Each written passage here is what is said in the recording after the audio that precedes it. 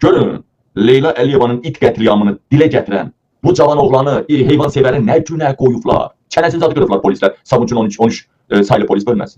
Baxın ha. Məni 13-cü polis bölməsi, Sabunçuların 13-cü polis bölməsi ilə əməkdaşları döyüblər. Kameranın altında, Publika restoranın qabağında, Razində, icra hakimiyyətinin dalında döyüblər, vurublar məni.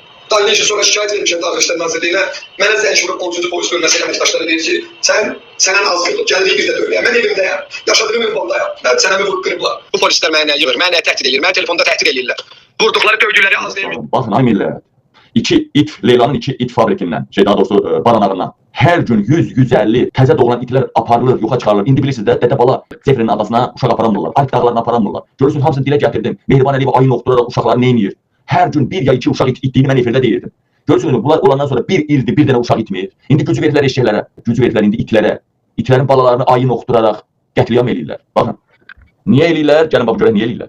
Bu çıxışına görə bunu tutdular. Deməli, Bakıda hər gün 100-150 bala, it, körpə, 5-10 günlük südəmər körpə itlər öldürülür.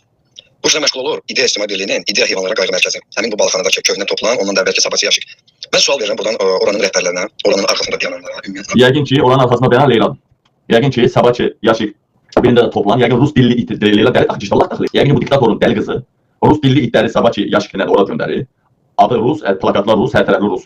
Bu birisi Azərbaycan dilini bilən itləri də yəqin sabah toplana göndərir. Adam diktatorlar daxili, Leyla daxili burada iş görən adamlara və ondan əlbir dırnaq arası özünə heyvan sevər statusu verən adamlara 3 günlük, 5 günlük, 10 günlük südəmər körpə balaları siz neyinirsiniz? Yığıb onu elə anasından ayırmaq, anasının yanına götürüb aparmaq, onsuz onları öldürməkdir. Sonra hansı istiqamətdə, hansı şəraitlər altında öldürürsünüz, onsuz da fərqi yoxdur.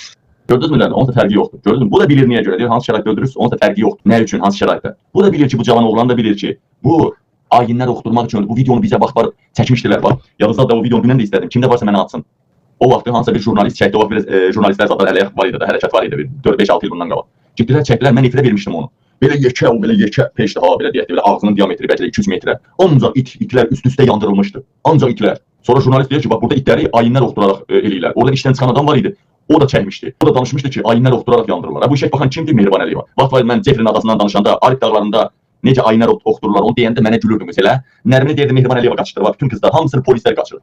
Azərbaycana nə qədər uşaq yoxa çıxsa, hamısını polislər qaçırıb. Bu işin başçısı İlham Əliyevin tapşırığı ilə, Mehribanın tapşırığı ilə bu işi yerinə yetirən Bəylər Əyyubov idi. Bəylər Əyyubov ya rayonların prokuratorlarına, ya da polis rəislərinə, ən çox güvəndiklərinə deyirdilər, kimsəsiz uşaqlar, uşağı çoxdur, baxımsızdır, onları daşıyın gətirin. Bu kriteriyalara uyğun uşaqlardır.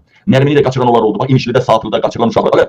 Bütün kənd gördü. Həmin özü də polis, kəndin oğlu, kəndin yetimçəsi idi. Yəni kəndin adamı idi o polis. O çəkçi idi. Ona 3 dənə polis qoydu, uşaq qaçdı.